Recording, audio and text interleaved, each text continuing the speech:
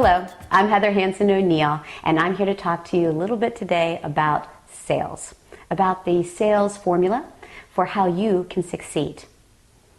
I use something called, it's an acronym called MAP, and that is for mindset, action, and process. And you can use this along with any other sales process that you use.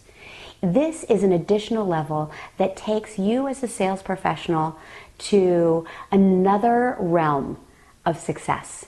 It begins with M, and that's the mindset. If there's any blocks that are holding you back, anything that may even be subconscious that is keeping you from succeeding, that will be addressed first and foremost. And then we go into the actions of what do I need to do daily to make sure that I have the best understanding of who I am and I'm coming across authentically, the best understanding of what I offer, not just the features of my product or service, but the true benefits, that I understand it well enough that I can adapt the conversation to the customer. And do you understand the customer's needs or how you can best find them?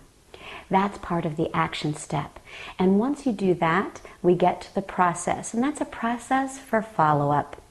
It's an area that many sales professionals drop the ball.